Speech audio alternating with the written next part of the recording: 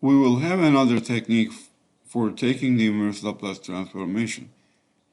Look at this example. Inverse Laplace of 1 over s minus 1 times s minus 3. If I ask you such a question, what technique we have learned to take the inverse Laplace? First of all, I know how to use the table, right? Secondly, I can use some algebraic operations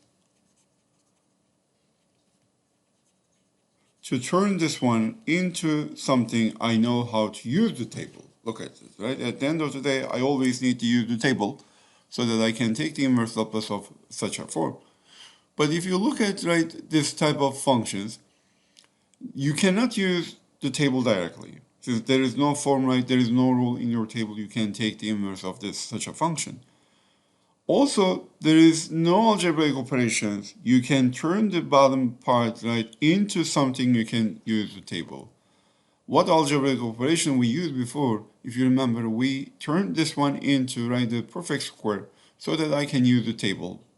I use the rules, right, to take the inverse Laplace. But there is no way, okay, you can turn this one into something you can use the table. That is why you are going to need, okay, something new, some advanced technique when you have these questions.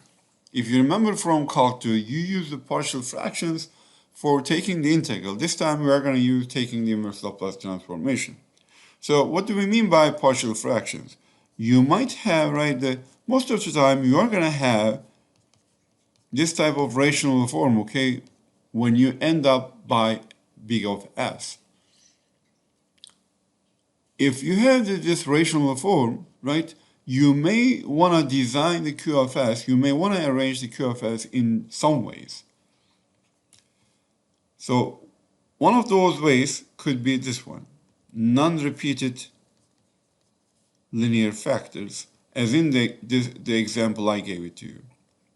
Non-repeated linear factors.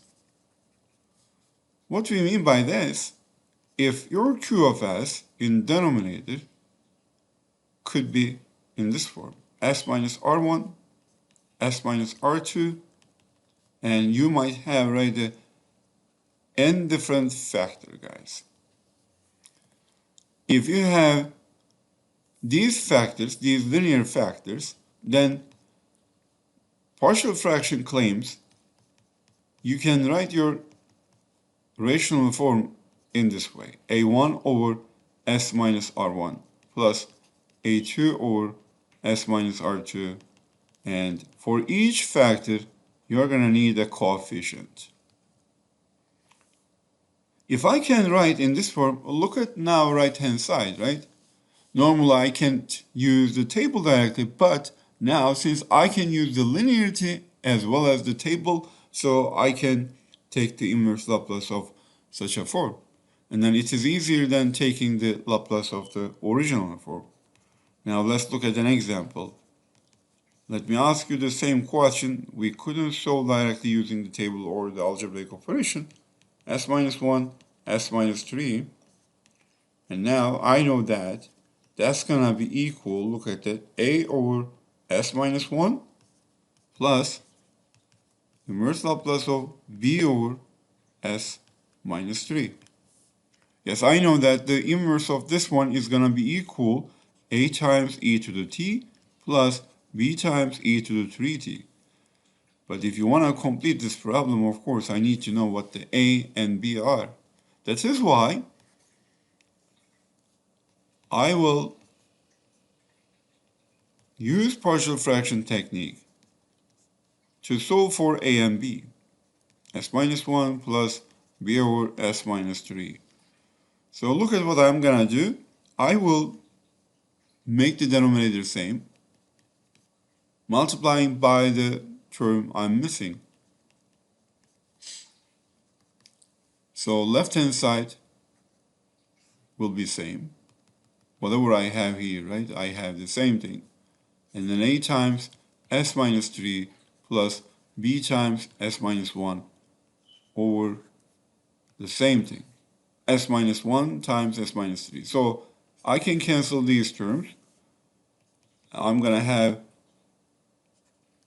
1 is equal a times s minus 3 plus b times s minus 1. So at this step, you can use a couple of different techniques, but I'm going to give you the simplest one. To be able to find a and b, look at, I'm going to use some values for s. They are the values which makes, right, these terms 0. So basically, these are the roots of these terms, guys. So when s equal 3, this will be, right, when s is equal 3, this will be 0. So I will just have 2b, which is equal 1.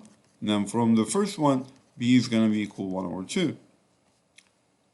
And when I use the s equal 1, s equal 1 makes this one 0. Negative 2a would be equal 1. A would be equal negative 1 over 2. And then you can, right, put these back into where, right, you found the inverse Laplace of the partial fraction, guys. Another form would be not repeated linear terms. So look at the second case. Qs could be given in this way. What if I had the repeated linear factors instead of having just one linear factor? In this case, you can write this polynomial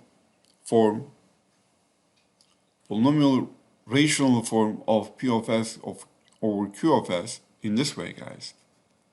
I will have a coefficient for each degree of this linear factor. Look at that. I have a coefficient for S minus R, but I will have another coefficient for the second degree. I will have another coefficient for the third degree, and then I will continue in that way up to the highest degree.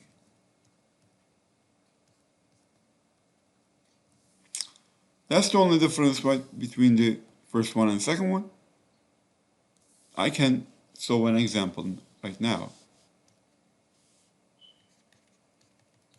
Look at this example. Let me give you my function in this way: 3s squared plus 5s plus 1 over s minus 1 squared times s plus 2.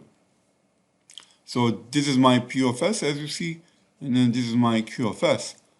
Q of S includes, look at that, a repeated terms as well as, right, the non-repeated terms. So this is case 1, and this is case 2, guys. That's why I'm going to apply the both cases at the same time. 3s squared plus 5s plus 1 s minus 1 squared times s plus 2 then can be written in this way. So a over s minus 1, but I'm going to have, right, another coefficient for the repeated part, since for the first degree I have this coefficient, but for the second degree I'm going to have another coefficient. Am I done? No, since I have another factor here, another linear factor, that's why I need to have another coefficient for that one as well. So I will go ahead and I will use the same technique to find these coefficients. I will multiply this by the term I'm missing here. I'm missing here s plus 2. Now I'm missing, look at it, s minus 1 squared. If I multiply 3s squared plus 5s plus 1, a times s minus 1, s plus 2, plus b times s plus 2, plus c times s minus 1 squared. So since the denominators are same, okay, I'm not gonna write them. I can just cancel them. As I use, okay, in my previous example, I use some values for s. Now I am gonna choose, okay, some values as a root of, right, these terms. So I have s equal 1 root. If I use s equal 1, for the left-hand side, look at that, 3 plus 5 plus 1. For the right-hand side, when you plug the s equal 1, the first term will be 0, and then the last term will be 0 as well. So you are just going to have the 3b on the right-hand side. 9 is equal 3b, so b is equal 3. What is other root? Is there any other root? Yes. S equal negative 2 is the root of your right s plus 2 term. If you use s is equal negative 2 for left-hand side, you are going to have 12 minus 10 plus 1, which is equal, the first part is going to be 0, the second part is going to be 0. You're just going to have 9c as the last term, right, on the right-hand side. So look at that. Left-hand side is going to be 3, which is equal 9c. c is going to be equal 1/3. That's good. I found, right, what the b and c is, but still I have another value for s so that I can find what the a is.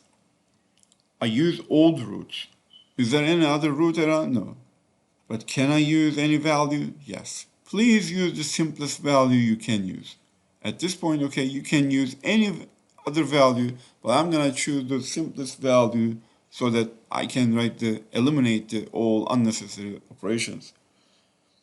If I use s equals 0, so left-hand side is going to be equal 1. For the right-hand side, if I use s is 0, s plus 2 is going to be equal to, s minus 1 is going to be equal to negative 1.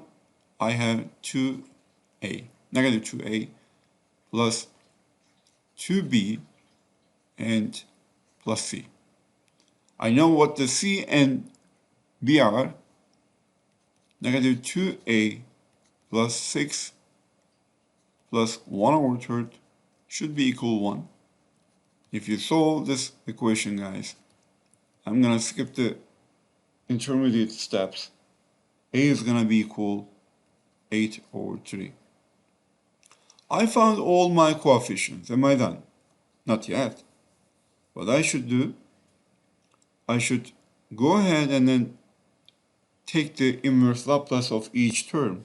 Now I'm ready to find out what the inverse Laplace of each term. So I found what the a is. A is equal 8/3 times 1/s minus 1. B was equal 3 times 1/s minus 1 squared. And C was equal 1/3 times 1/s plus 2. So now I'm ready to take, right, the inverse Laplace of P of s over Q of s form. I'm not going to repeat writing. So I need to take the inverse Laplace of everything here. I can use the linearity of the inverse Laplace. 8/3 inverse Laplace of this term.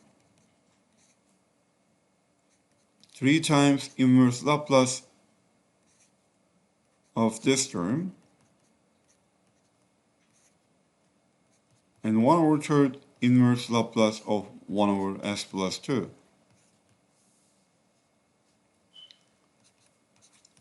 The first one is easy, e to the t. And then the last one is also easy, 1/3 e to the negative 2t, right? From table you can find this rule. But when it comes to this one, look at it. I have the rule on the table, yes, 1/s minus 1 squared, which is related with the Laplace of t to the n term. But as you see here, right, it is shifted. Since it is shifted, that's why, right, I need to use this rule. So that was the rule, if you remember, right? Laplace of e to the at times f of t is equal f s minus a. Here, big F is equal to Laplace of f. What is my f here, right? It is going to be t to the n term.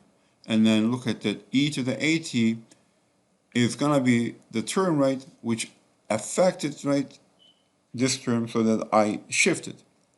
So that's why is equal 1 here, e to the t, e to the at, since a is equal 1, I didn't write it down, and then f of t is going to be equal t. And I had the 3 here, I put it here. I hope you got this part, guys. I just have one last cases.